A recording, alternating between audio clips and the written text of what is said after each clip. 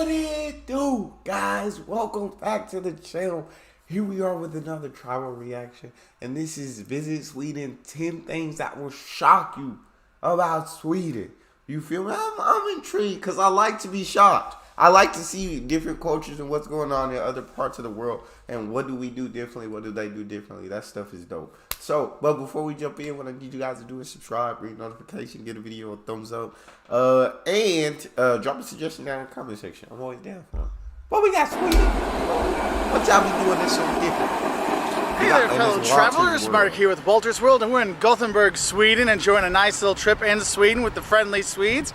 And today what we have for you are 10 things that are going to shock you about visiting Sweden. And the first thing that's going to shock you is the alcohol. You have to go to a special store called Systembolaget to buy alcohol. Now, beer you can get at like a 7-Eleven, but if you want anything stronger than that, you got to go to a government-run store that is not open Saturday afternoons or Sundays or late in the evening during the week. So if you want to grab some cheaper drinks from there, you got to go shopping during the day. And that is kind of a shock for some tourists when they're like, oh my God, I can't just get alcohol? No, you can't. They do have kind of restrictive alcohol rules here in Sweden. The second You can only get liquor kind of on those same days, and you shut down here in America. It's only liquor. I mean, you can get like stronger stuff than just regular beer, but the liquor is kind of the same rules out here. So that's not too shocking for me. No, you can't. They do have kind of restrictive alcohol rules here in Sweden. The second thing that might shock you is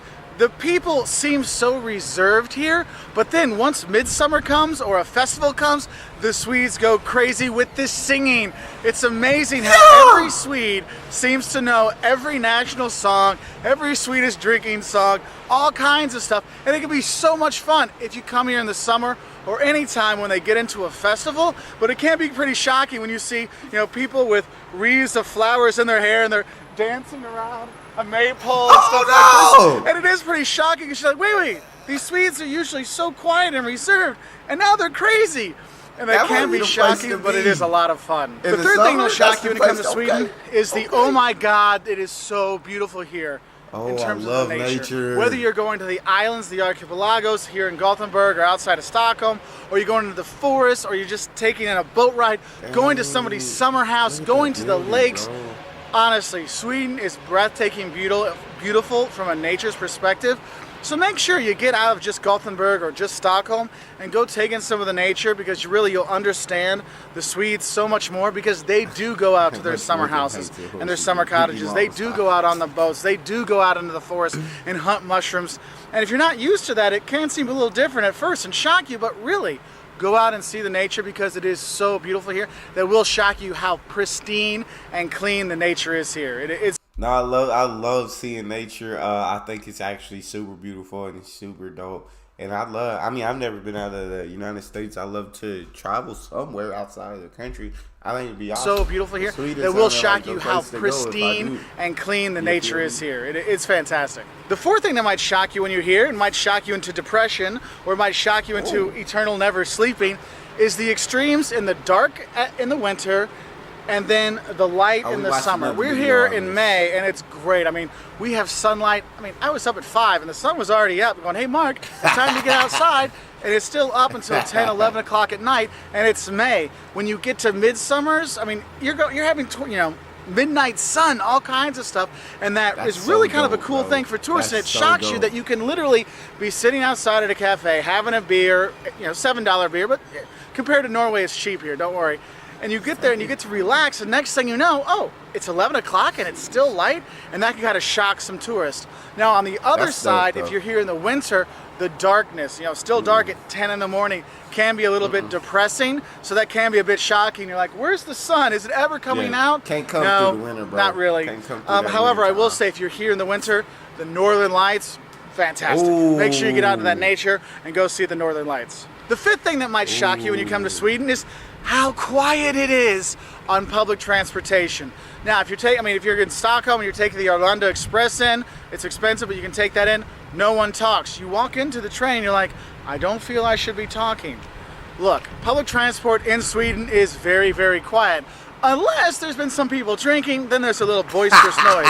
But in general, it is very quiet here. The silence of Sweden, or the Swedish silence, can be a little off-putting when you're thinking, shouldn't people be talking on the street or talking to each other at a restaurant or on the train or something? No, so that might shock you as this kind of Swedish silence. Okay. That's dope because I do love people, but at the same time, bro, I don't just be wanting to talk to everybody. Sometimes you just want to be to yourself. I'll be on my phone, and I don't want to be bothered. And I'm more of a reserved person than an outgoing person, so I may rock with that. Hold on, sweet. Train or something? No, so that might shock you as this kind of Swedish silence, okay? The sixth thing that might shock you when you're here is, well, frankly, the Swedes will make you look really, really bad. I mean, the Swedish people, men and women, I know people talk about the women more, but the men are gorgeous, the women are gorgeous, and you're going to feel like a slob when you're here. Yeah, they have very good fashion sense, there's really cool design here. People are in good shape and they're good looking, and you just feel like a scumbag when you're here because they have such good fashion and they're just so good looking here. And so it kind of shocks you. You're like, wow, they weren't lying. The Swedes really are really good looking.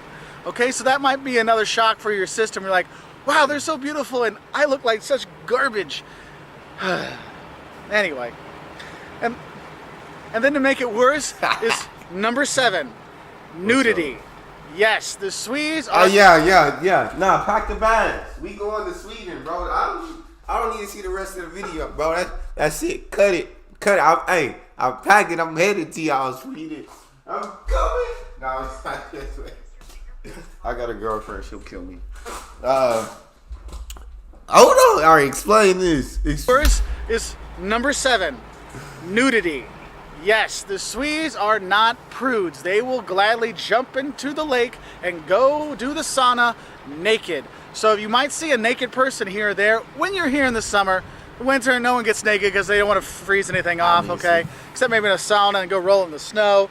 But just know that if you see nudity here, it's okay. You don't have to freak out and be like, oh my goodness, my baby can't see boobies. They might see boobies here, so just relax, but it can shock an American tourist when they come here, all right? The 8th thing that might shock you when you come here, which is actually a good shock, is how safe it is here in Sweden. I mean, literally, I am never worried about anything. I usually have my bags underneath my camera equipment when I'm filming. Here, they're sitting over on a park bench, right out, there's nobody here bothering me.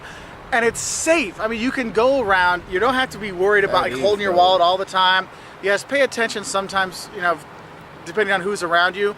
Still got to pay attention, but it is so safe here. I wouldn't have a problem bringing my kids here and letting them play around. I mean, it is super safe in Sweden, and that kind of shocks people sometimes. They're like, wait, how is it so safe here? I don't know, but it is. The 9th thing that might shock you when you come to Sweden is you can shop on Sundays. No, not everywhere, but there's actually some places in Sweden you can actually shop on Sundays, which anybody that travels in Europe knows that's kind of a crazy thing.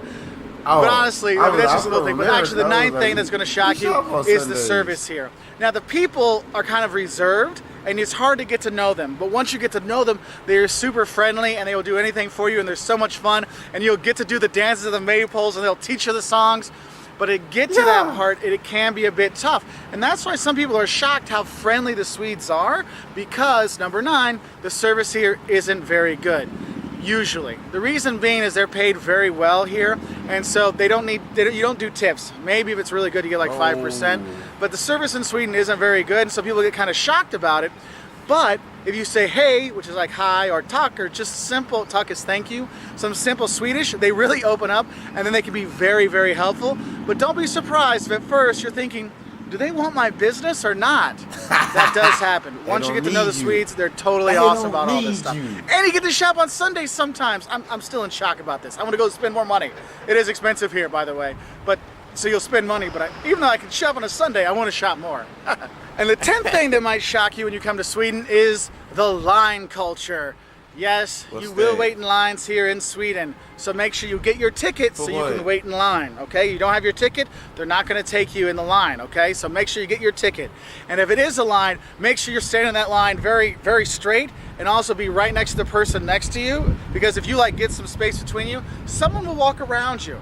This might be at a deli, this might be at the breakfast thing at the hotel. But just know the line culture here is a bit strict and strange. Another thing with the lines, this is more of a Stockholm thing, is the lines to the clubs, which are really good in Stockholm, the bouncers there really do what we call face control. They look and see who they want in and they don't want in, and it doesn't always make sense. So if you're going to go out in Stockholm and you don't want to get shocked that you don't get in, dress the part, act the part, and you got a better chance.